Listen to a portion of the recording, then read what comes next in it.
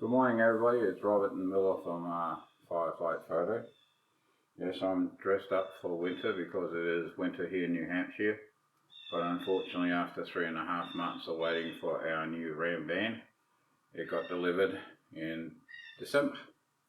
So we're just taking a hold of this baby. We just got it 2 weeks ago. And excuse the blue jays, there's the blue jays in the background trying to get to our bird feeder. But anyway, basically this is a Ram Promaster 2020 model, 118 wheelbase. Now we also have this 2016 Ram Promaster 136 wheelbase with the tall roof. So why would we do two vans? Well, we'll go into that later. But the main reason right now is we're using the larger, bigger van also for our craft fairs. And we really need a van that we can just have decked out all the time for sleeping, traveling, cooking, eating, and jump in it whenever we want without unloading stuff, without unloading craft fair stuff, and also for accessibility. In some of the places we go, the 136 wheelbase is just too long and too tall. And one of the other main reasons that we decided to go with this van is it's got a much lower roof, where we hope to be able to create a roof rack system with a roller so that we can actually easily put on a canoe on the roof and access it without killing ourselves in the process. So one of the primary reasons for this van is its more compact size and the ability, we hope, to get a canoe or a kayak on the roof without too much difficulty. So basically we got this model decked out, but when I say decked out, the main area that's really decked out that prevented us from just picking one up off the lot was we got, you know, the lumbar seats, the heated seats, all the high-end stuff in the cab area, the better radio, the nav radio, the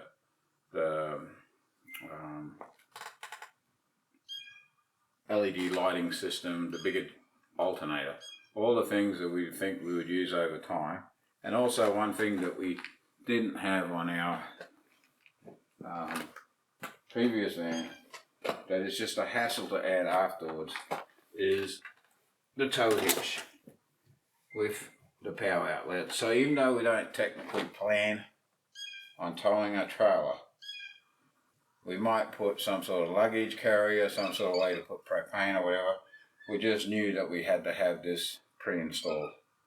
And for the ease of making all the panels and stuff we're about to start making, we actually got it fitted with interior panels so that we could use them as templates to make it a hell of a lot easier to design and install all our side paneling.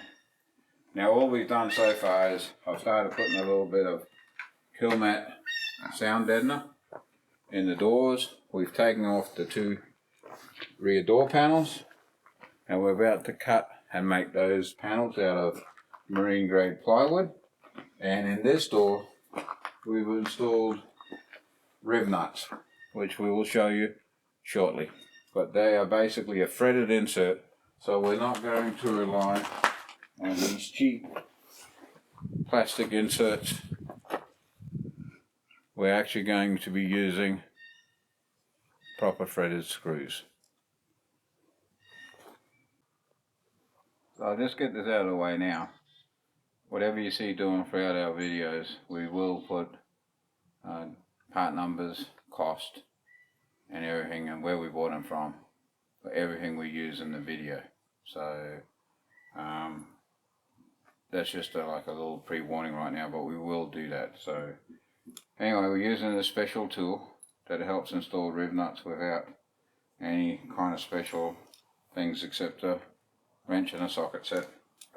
And we're going to take this little rib nut and screw it on here with this thing screwed down. We're going to insert it in our hole, and these rib nuts are the right size for the holes that are already in most of the van, and they're 1032 threaded screw. But like I said, we will put pictures of our parts and part numbers attached to everything we use, so just keep your eye out for that. So we've inserted it. Now we're going to tighten it up pretty tight, but you know, don't go crazy, just pretty tight.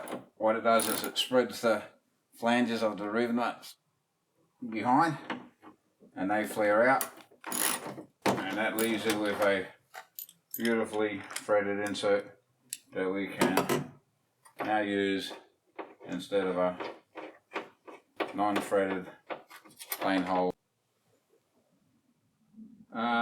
There's 12 rev nuts on each door panel on the back doors here. This is the same on the 118 wheelbase and the same on the 136 2016 wheelbase we have. I would assume it'd be the same for the 159. Just be aware that the pattern for the holes is not the same between the two doors. So don't assume you can just make two from one template and mirror it or something like that. They're not exactly the same between the two doors. Especially if you're drilling through and you flare out the back of the wood as you drill it. You know, you may be able to flip it and it might work. I haven't tested that, but just be aware that make a left and make a right, and if you're using your own template, make a left and right template.